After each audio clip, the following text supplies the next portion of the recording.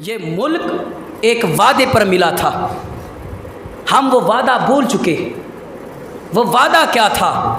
وہ وعدہ یہ تھا کہ ہم اس ملک میں اسلام لائیں گے، ہم حضور کی شریعت کو پامال نہیں ہونے دیں گے، ہم قرآن کو پامال نہیں ہونے دیں گے، ہم جھوٹ نہیں بولیں گے، ہم جھگڑا نہیں کریں گے، ہم زنا نہیں کریں گے، ہم چوری نہیں کریں گے، ہم ڈاکہ نہیں ڈالیں گے، ہم کسی کی بہن کی طرف نظر اٹھا کر نہیں دیکھیں گے، کسی کے ساتھ زنا نہیں کریں گے، کسی کو کم تول کر نہیں دیں گے، ملاوٹ نہیں کریں گے۔ یہ وعدہ کیا تھا، پھر ہمیں یہ وطن پاکستان ملا۔ آج ہم اپنے وعدے کو بھول چکے ہیں، ہم سب کچھ کر رہے ہیں، ہم یہاں زنا بھی کر رہے ہیں، ہم یہاں جو ہے وہ ملاوٹ بھی کر رہے ہیں، ہم لوگوں کے ساتھ جھوٹ بھی بول رہے ہیں، ہم لوگوں سے وعدہ خلافی بھی کر رہے ہیں، ہم قرآن کو بھی چھوڑ چکے ہیں، ہم حضور کے فرمان کو بھی چھوڑ چکے ہیں، ہم حضور کی شریعت کو بھی چھوڑ چکے ہیں، سب کچھ چھوڑ چکے ہیں۔ خدا کی قسم وہ رب پھر بھی مہربان ہے کہ ہم کو آزما نہیں رہا۔ آج ہم اپنے گریبان میں دیکھیں کتنے لوگوں نے آج فجر کی نماز پڑھی ہے، کتنے لوگوں نے قرآن کی تلاوت کی ہے، کتنے لوگوں نے سورہ یاسین کو پڑھا ہے، کتنے لوگوں نے اللہ کا ذکر کیا ہے، کتنے لوگوں نے غریبوں کی مدد کی ہے، کتنے لوگوں نے روزہ رکھا ہے، کتنے لوگوں نے جو اچھا کام کیا ہے۔ آج ہم اپنے گریبان میں دیکھیں تو ہم اس قابل تو نہیں کہ اللہ ہمیں بخش دے۔ ہم اپنے وعدے کو بھول چکے ہیں، جو وعدہ ہم نے کیا تھا وہ وعدہ ہم بھول چکے ہیں۔ خدا کی قسم جو وعدہ بھول جاتے ہیں پھر اللہ ان کو وعدہ ایسے یاد دلاتا ہے، ان کے اوپر سیلاب لاتا ہے، ان کے اوپر کرونا جیسی وبائیں لاتا ہے، ان کے ساتھ جانوروں کو بیمار کر کے جو ہے جانور کو چھین لیتا ہے، رب پھر ایسے آزماتا ہے۔ خدا کی قسم آج ہم اللہ کے حضور گڑ گڑائیں، اللہ بڑا غفور الرحیم ہے، اللہ معاف کرنے والا ہے، اللہ سب کچھ عطا کرنے والا ہے، سب کچھ اختیارات اس کے پاس ہیں۔ ان اللہ علی کل شیء قدیر ہے۔ وہ رب فرماتا ہے آؤ تو صحیح میرے دربار میں تو آؤ، توبہ تو کرو، تم ایک بار توبہ کرو گے میں 1000 بار تمہیں معاف کروں گا۔ آؤ تو صحیح توبہ تو کرو، لیکن ہم اس کے حضور جھک نہیں رہے۔ جے میں ویکھاں عملہ ولے کچھ نہیں میرے پلے، جے میں ویکھاں عملہ ولے کچھ نہیں میرے پلے، جے میں ویکھاں رب دی رحمت ہو جائے بلے بلے۔ آج ہم اپنے گریبان میں دیکھیں تو صحیح، آج ہمیں چاہیے کہ ہم ان کے ساتھ کھڑے ہو جائیں، ہم ان کی امداد کریں، ہم ان کے ساتھ محبت کریں، ان کے ساتھ پیار کریں۔ آقا کریم کے غلاموں، جن علاقوں میں سیلاب گزر چکا ہے وہاں جو زمین ہے وہ سیلاب زدگانوں کے سامنے جو زمین ہے، ننھے ننھے بچوں کے لاشیں جو ہیں وہ پڑے ہوئے ہیں، وہ جب لاشیں کو کھینچتے ہیں تو ان کے جو ہیں بازو باہر آ جاتے ہیں، اس قدر وہ زمین کے اندر دھنسے ہوئے ہیں۔ یہ آزمائش ہے۔ ایک بچے کو دیکھنے میں آیا کہ وہ سیلاب کی زد میں ہے، زمین میں ہے، اس کے باپ نے اس کو کھینچا اور اس کی بازو جو ہے وہ باہر آ گیا۔ ایک منظر ایسا آیا کہ باپ اپنے بچے کو نکال رہا ہے، اور جب اس نے نکالا رب کی قدرت دیکھیں، رب ان اللہ علی کل شیء قدیر ہے۔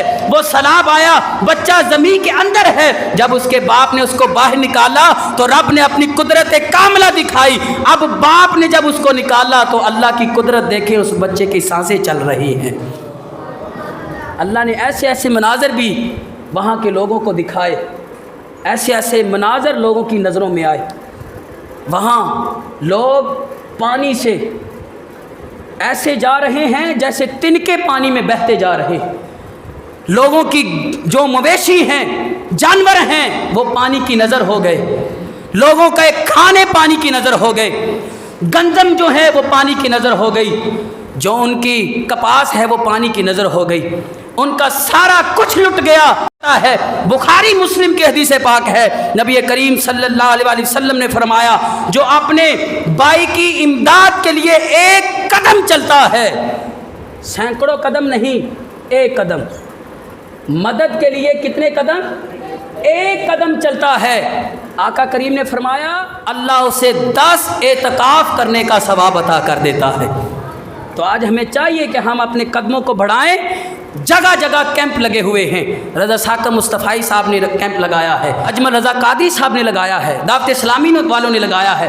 اور خادم حسین رضوی کے جیالوں نے لگایا ہوا ہے، آج قدم بڑھائیں، جس قدر ہو سکے ان کی امداد کریں، ان کے ساتھ کھڑے ہوں، ان کی مالی امداد کریں، اگر مالی امداد نہیں کر سکتے تو ان کے لیے ہاتھ اٹھا کر دعا کریں، یا اللہ جو سیلاب کی زد میں ہیں ان کی غیب سے مدد عطا فرما۔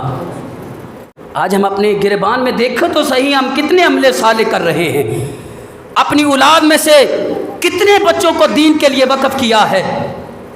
یہ اولاد بھی آزمائش ہے، یہ مال بھی آزمائش ہے۔ جو مال اللہ کی راہ میں دے دیتے ہیں وہ مال پھر تمہاری حفاظت کرے گا، جو اولاد تم اللہ کی راہ میں دے دیتے ہو وہ اولاد بھی تمہاری حفاظت کرے گی۔ خدا کی قسم یہ مال دنیا کا کام نہیں آنے والا، اگر کام آنے والا ہے تو جو اللہ کے راستے میں دیا ہے وہی کام آنے والا ہے۔ آؤ تو صحیح، اللہ فرماتا ہے میں ان اللہ علی کل شیء قدیر ہوں، ہر چیز اس کے اختیار میں ہے۔ اگر سورہ ملک پڑھ کر دیکھیں، اللہ فرماتے ہیں اگر میں پانی کو ختم کر دوں تو انسان تو کیا کر سکتا ہے، کہاں سے اپنی ضرورتوں کو پورا کرے گا؟ اگر اللہ پانی کو بھیج دے وافر مقدار میں تو کیسے انسان پانی کو روک سکے گا؟ اگر اللہ آکسیجن کو بند کر دے کیسے ہم سانس لے سکتے ہیں؟ یہ اللہ کی نعمتیں ہیں، ان کا شکر ادا کرنا ہوگا۔ جو شکر ادا نہیں کرتے پھر اللہ ان کو شکر ادا کرواتا ہے، ان کے اوپر مصائب بھیج کر، مشکلات بھیج کر۔ اگر اللہ چاہے تو آکسیجن کو بند کر سکتا ہے کہ نہیں کر سکتا؟ اللہ چاہے تو پانی کو روک سکتا ہے کہ نہیں روک سکتا؟ ارے یہ بھی واقعہ میں نے اپنی آنکھوں سے دیکھا ہے۔ میرے ایک دوست ہے، اس نے مجھے کلپ سینڈ کیا، ان کا علاقہ تھا، وہاں قریباً جو ہے 70 سے قریب گھر تھے۔ انہوں نے قرآن پاک کو لیا اور قرآن پاک کو آگے رکھ دیا، کہا یا اللہ یہ تیری لاریب کتاب ہے، ہم اس کو پڑھتے ہیں، اس پر عمل کرتے ہیں، اس کی باتوں کو مانتے ہیں، یقین رکھتے ہیں، تو ان اللہ علی کل شیء قدیر ہے۔ خالق یہ قرآن ہے، سامنے دریا جو ہے اس کا کنارہ ٹوٹا، پانی کا تیز بہاؤ اس بستی کی طرف آ رہا ہے، تمام بزرگوں نے قرآن پاک کو لیا اور وہاں سامنے رکھ دیا، کہا یا اللہ یہ تیری لاریب کتاب ہے، اس کی حفاظت کا ذمہ تو نے لیا ہوا ہے، تو یا اللہ ہم اس کو تم تیرا صدقہ دیتے ہیں، اس قرآن کی وجہ سے ہماری بستی کو بچا دے۔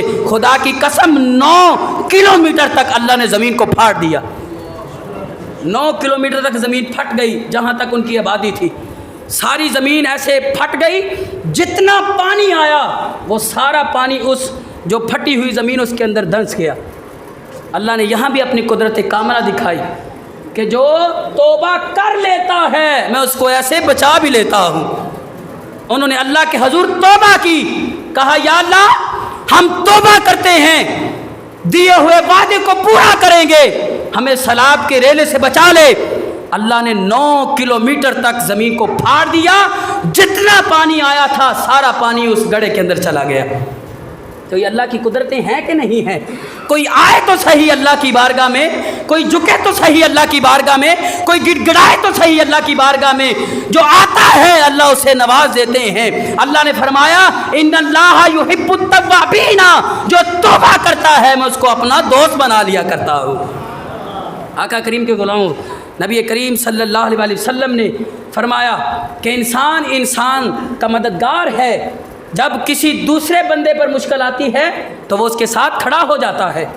نبی کریم صلی اللہ علیہ وسلم کے غلاموں، اللہ تعالیٰ بڑی جلدی معاف کرنے والا ہے۔ ابھی میں نے آپ کو یہ ابھی دور حاضر میں جو معجزہ ہوا ہے وہ بتایا ہے کہ اللہ بڑی جلدی معاف کر دیتا ہے۔ کوئی آئے تو صحیح سچے دل سے توبہ تو کرے، اللہ اس کو معاف کر دیتا ہے۔ آقا کریم کے غلاموں، ایک بزرگ تھے، بڑا نام تھا، لوگوں کو بڑا علم دیا، بڑی تعلیم دی۔ وہ اپنے اس جہاں جن کے لوگوں کو اس نے تعلیم دی، جن کو بچوں کو پڑھایا، اس علاقے میں سے گزرنے لگے تو لوگوں نے پھول ہاتھ میں پکڑنے کی بجائے پتھر پکڑ لیے اور ان کی طرف پتھر پھینکنے لگے۔ اس اللہ کے بزرگ نے سوچا کہ مجھ سے کون سی غلطی ہو گئی کہ یہ لوگ پہلے مجھ پر پھول برساتے تھے، آج پتھر برسا رہے ہیں، کیا مجھ سے غلطی ہو گئی؟ میں کہہ رہا ہوں اللہ کی طرف کوئی رجوع تو کرے، اللہ بڑی جلدی معاف کر دیتا ہے۔ اب اس کی طرف پتھر پھینک رہے ہیں، اس نے فوراً اللہ کی بارگاہ میں رجوع کیا، یا اللہ میں نے جو گناہ کیا ہے میں اس سے توبہ کرتا ہوں، میری خطا کو معاف کر دے۔ پھر اس کے ذہن میں آیا کہ کیا خطا ہوئی ہے، کوئی بڑی خطا نہیں ہوئی، کوئی گناہ نہیں ہوا، گناہ کیا تھا؟ اس کے ذہن میں آیا کہ میں نے اپنے استاد کے مصلے پر قدم رکھ کر بیٹھ گیا، اپنے استاد کی اجازت کے بغیر رب نے اس کا مجھے یہ جو ہے عذاب دیا ہے۔ یہ غلطی کی تھی انہوں نے کہ اپنے استاد کے مصلے پر بیٹھے بغیر اجازت کے۔ اب کہ اتنا بڑا گناہ سمجھا جاتا ہے، لیکن اللہ کے ولیوں کے پاس یہ بہت بڑا گناہ ہے۔ اللہ نے فرمایا تو نے یہ خطا کی ہے، تو نے اپنے استاد کے مصلے پر قدم رکھا ہے، اب تمہیں یہ سزا مل رہی ہے۔ جن کو تو نے پڑھایا ہے وہی تمہیں پتھر مار رہے ہیں۔ رب کی بارگاہ میں استغفار کیا، توبہ کی، رجوع کیا، انہی میں سے ایک بندہ آگے نکلا، کہا نہ مارو، یہ میرے استاد ہیں، یہ میرے شیخ ہیں، ان کی فضائل بیان کرنے لگے، ان کی کرامات کو بیان کر رہے، جو پتھر پھینک رہے تھے وہ ان کے ہاتھوں کو چومنے لگے۔ کوئی آئے تو صحیح، رجوع کرے تو صحیح اللہ کی بارگاہ میں۔ جو سچے دل سے آتا ہے اللہ اس کی توبہ کو قبول کر لیتا ہے۔ آقا کریم کے غلاموں، رب وہ غفور الرحیم ہے۔ کیسے غفور الرحیم ہے؟ میرے ذہن میں باتیں تو بہت ہیں لیکن آخری بات میں کر رہا ہوں۔ جب کوئی بچہ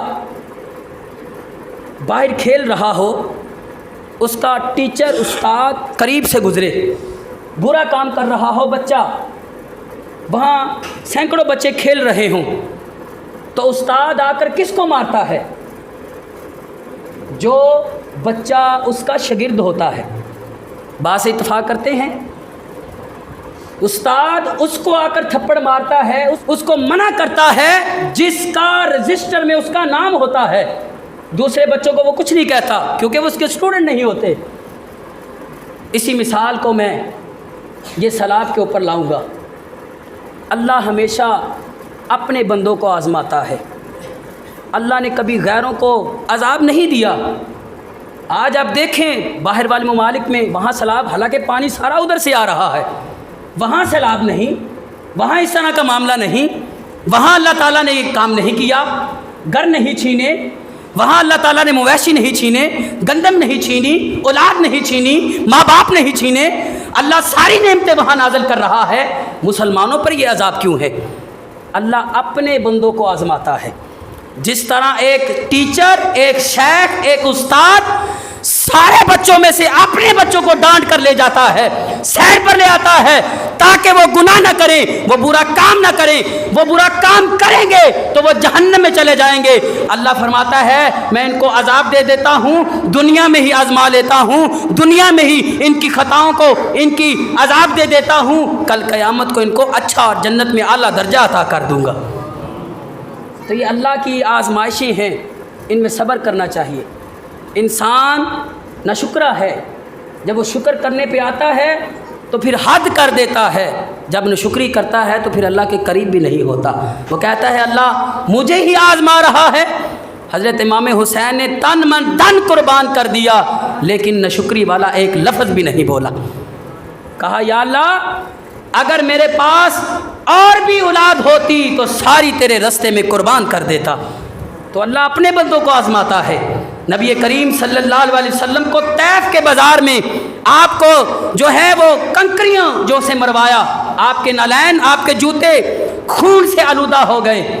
وہ تو اللہ کے حبیب تھے، لوگوں نے ان کے اوپر اوجریاں پھینکی، لوگوں نے ان کے لیے گڑھے کھودے، ان کے لیے جو ہے پتھروں کو برسانے کی کوشش کی۔ اللہ کے حبیب تھے، لیکن اللہ اپنے بندوں کو آزماتا ہے، کسی غیر کو نہیں آزماتا۔ تو یہ آزمائش ہے، تو اس آزمائش سے بچنے کے لیے اللہ کے حضور توبہ کرنی ہوگی، اللہ کے حضور جھکنا ہوگا۔ علامہ محی الدین اس بات کو درج کرتے ہیں، کہتے ہیں کہ ایک چور نے چوری کی، گھر والوں نے لائٹ آن کی، چور کو بھاگتے ہوئے دیکھ لیا، گھر والے بیدار ہو گئے، ان کے 2 بڑے بچے چور کے پیچھے بھاگے۔ وہ چور جب بھاگ گیا اس نے مسجد کا دروازہ کھلا دیکھا، وہ مسجد کے اندر چلا گیا۔ 2 بیٹوں نے دیکھا گلی کے اندر کوئی نہیں، وہ بھاگ گیا۔ انہوں نے کہا مسجد کا دروازہ کھلا ہے، شاید وہ مسجد میں نہ چلا گیا ہو۔